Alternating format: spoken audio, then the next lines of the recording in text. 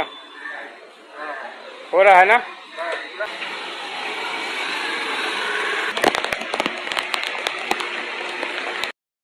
মুম্বাই মহানগরে গত সপ্তাহ থেকে কখনো ভারী কখনো হালকা বৃষ্টি হচ্ছে। সেন্ট্রাল ব্যাংক, মুম্বাইয়ের সেন্ট্রাল ব্যাংকে কিছু কাজ আছে আমার। ব্যাংকের কাজ শেষ করে আমি চলে যাব।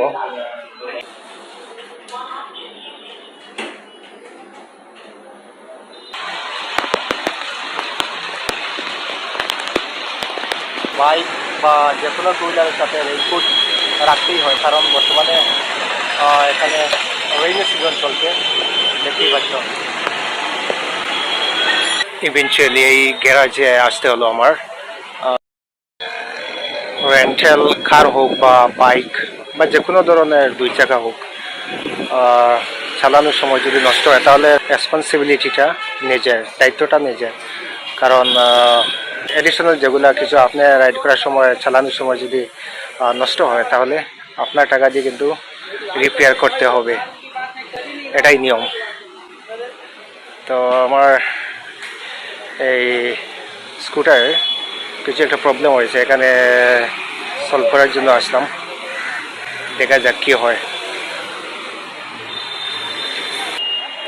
তবে রিপেয়ারের জন্য মুম্বাই মহানগরে বেশি চার্জ নেয় না ওরা, কম্পারেটিভলি অন্য রাজ্যের মতো।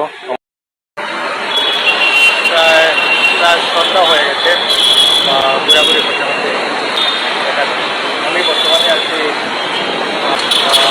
মুম্বাই ন্যাশনাল হাইওয়ে নাম্বার 14 গাড়িটা একটু নামলাম।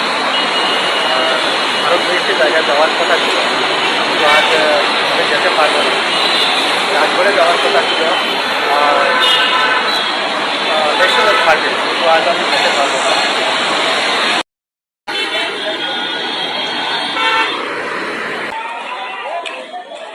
कैसा हो दोस्त?